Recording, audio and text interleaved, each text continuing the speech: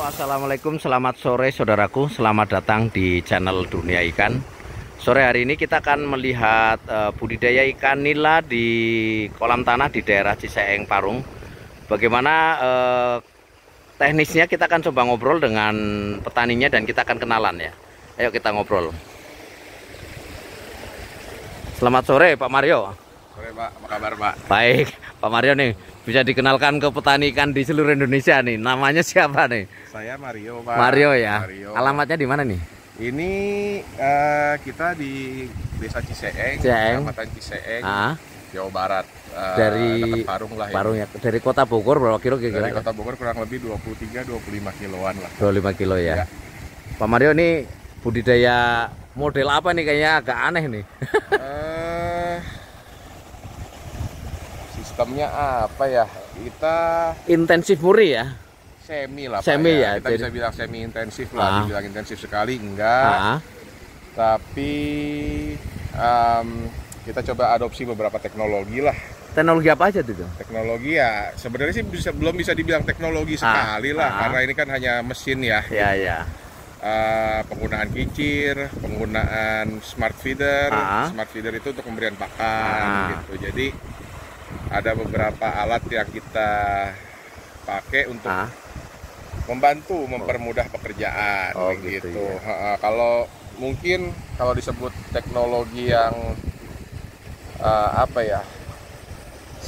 Seperti sekarang industri 3.0, 4.0, 5.0 belum lah. Belum ya. Karena belum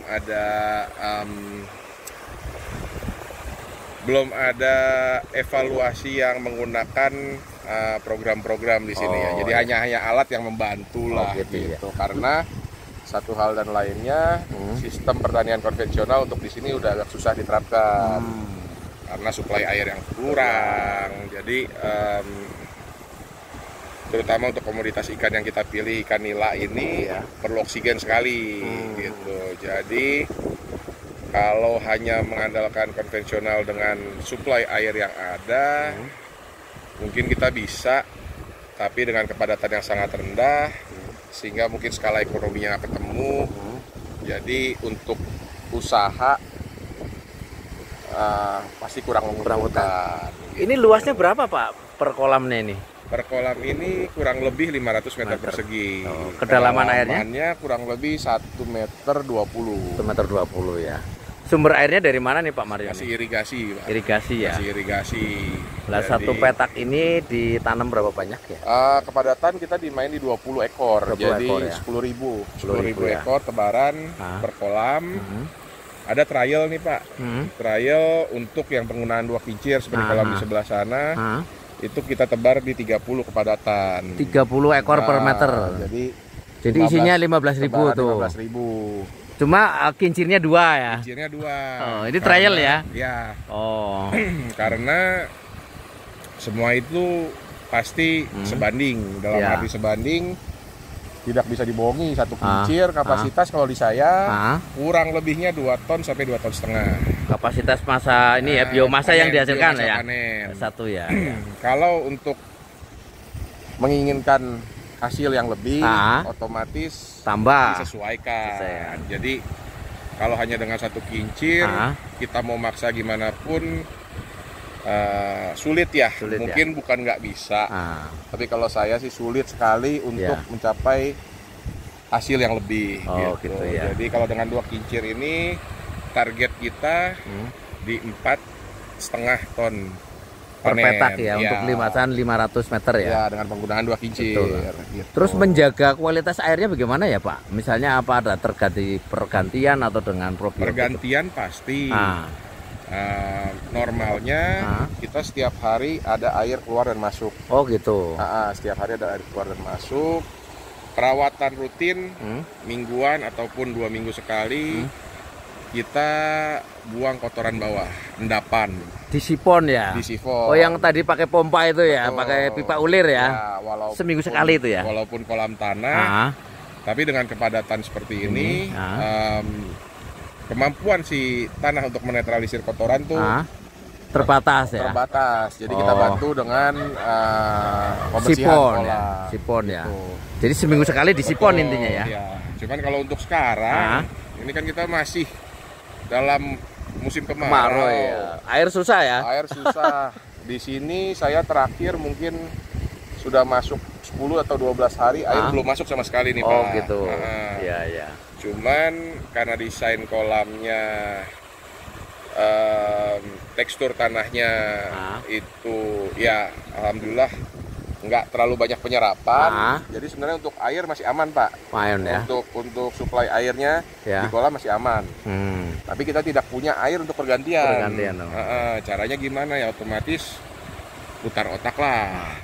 Probiotik salah satunya. Probiotik salah satunya. Untuk di airnya. Betul. Oh gitu ya. Pemberian pakan udah pasti harus ngalah ya. Ya. Jadi kita nggak bisa ngasih 100%. Oh, ya, mungkin hanya 40 atau 50% maksimal. Karena dari problem seharusnya.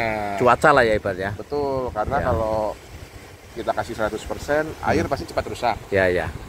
Untuk mengatasi air yang rusak kan harus pergantian. Sedangkan airnya nggak ada nih saat ini gitu. Jadi ya pintar-pintar mengolah airnya aja yang ada gitu. Terus ukuran benih yang masuk berapa senti tuh yang masuk? Ukuran benih, karena saya kebetulan melakukan pembibitan sendiri juga di sini.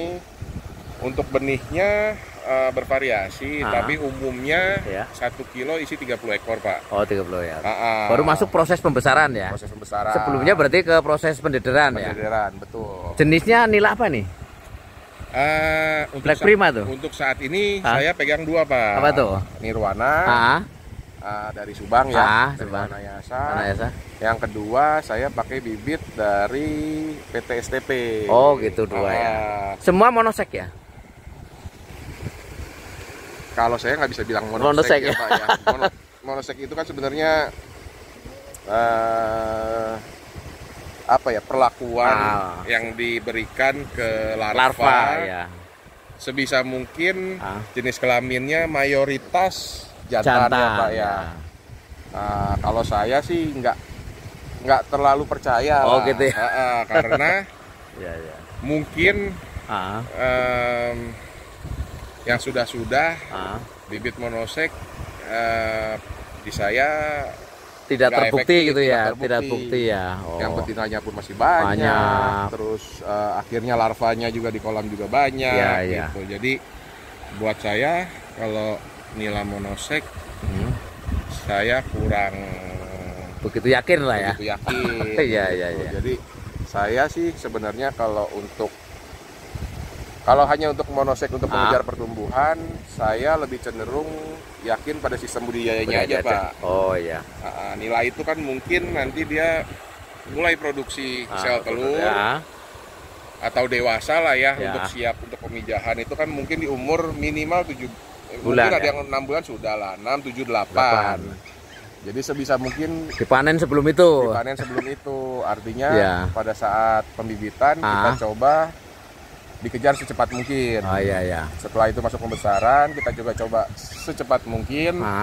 Kalau bisa di bawah 7 bulan atau minimalnya 8 bulan lah, Pak. Jadi walaupun sudah ada gejala mau bertelur gitu ya. Mau bertelur tapi masih diminimalkan lah ya. Lah dari sekilo 30 itu ke panen tuh di sini berapa bulan, Pak Mario? Kurang lebihnya 4 bulan. Sampai ukuran berapa? Bulan. Ukuran berapa itu panennya berarti ya? Panen saya mungkin di 400 gram ya, Pak. 400 gram. Ratanya gitu. Kita bicara ukuran rata-rata. Iya. Kemudian pemberian pakan sehari berapa kali, Pak Mario? Pemberian pakan normalnya saya pemberian pakan 4 kali, 4 kali ya normalnya ya. Cuman karena ini kan karena tidak normal jadi 2 kali ya. Sekarang saat ini 2 kali. Dan semua menggunakan alat ini ya. Ada hari-hari di mana kalau kita lihat cuacanya terlalu ekstrim. Perilaku ikan juga kita lihat ya, Pak ya. Mungkin ada pemberian pakan yang hanya sekali. Oh gitu ya. Atau bahkan kita tidak pemberian pakan. Karena di saat seperti ini untuk kita bukan saatnya untuk kejar-kejaran pertumbuhan, Pak. Gimana yang penting selamat ya. Selamat ya gitu. Tapi tidak terlalu banyak kerugian karena penyusutan. Kita jagalah gitu. Kalau boleh tahu Pak Mario, kenapa memilih komoditi nila hitam nih, tidak nila hitam ya? Ada alasan tertentu, misalkan marketnya lebih stabil atau gimana? Tentu yang pasti sih untuk semua usaha yang kita cari kan pemasarannya dulu ya, Pak, penjualannya ya. Untuk nila hitam ini sih selama saya jalani di sini pasarnya cukup stabil, harganya cukup stabil. Karena mungkin nila ini kan 11-12 dengan lele ya. Iya, betul Hampir lah. semua orang makan ikan nila Ya. juga gitu. Kalau gurame harganya memang lebih premium, jadi mungkin kelasnya menengah ke atas. Nila ini hampir semua orang lah makan lah ya. Makan. Ya. Cuman mungkin apa ya, tinggal nanti nih gimana caranya nih kita lebih mengajak masyarakat lagi budayanya nih, supaya jangan lele terus yang dilirik nih Pak nih ya. Jadi karena lele ya udah ya. Nila juga harus dicoba. Betul. Dari sisi rasa ya. Mungkin kan image apa ya, pandangan orang ikan nila itu dulu bau tanah, ada bau tanahnya. Terus juga nggak ada dagingnya gitu. Jadi harapan ini sih semoga kedepannya bisa berubah. Terus budaya masyarakat makan ikan bertambah. Dan juga bervariasi lah, nggak hanya lele dan lele aja gitu. Lah selama ini pemasaran kemana Pak Mario? Saya yang terbesar masih masuk pemancingan. Pemancingan ya, di Jabodetabek ya? Jabodetabek. Karena kebetulan ukuran ikan kita cukup besar. Besar ya. Jadi pemancingan memang maunya yang besar. Iya. Dan kita tidak bersaing dengan produk yang sama dengan ikan-ikan dari KJA, Pak. Yang lebih murah lah ya. Betul. Karena kalau kita ditabrakin ya harganya dengan ikan-ikan produk dari KJA, berat ya Pak ya. Jadi kita main walaupun ikannya sama, tapi mungkin karena kualitas, harga bisa beda lah ya. Ya, jadi istilahnya produknya kita bedain lah ya, gitu kualitas Pak. Ya. Betul. Ngomong-ngomong udah berapa tahun ya Pak Mario ini usaha kolam ini? Saya kalau di ikan baru jalan 6 tahun Pak. 6 tahun ya. Tapi nila ini mungkin baru masuk tahun keempat. Karena awalnya sebenarnya gurame ya. Gurame. Lah setelah dijalani 4 tahun kira-kira kendalanya apa nih budidaya nila ini yang sudah terasa? Ya otomatis Pak ya, namanya ikan itu hidupnya di air. Ya. Dan nila itu kan perlu oksigen. Tidak seperti gurame, lele ataupun patin. Ya. Jadi yang pasti air yang berat harus kita jaga.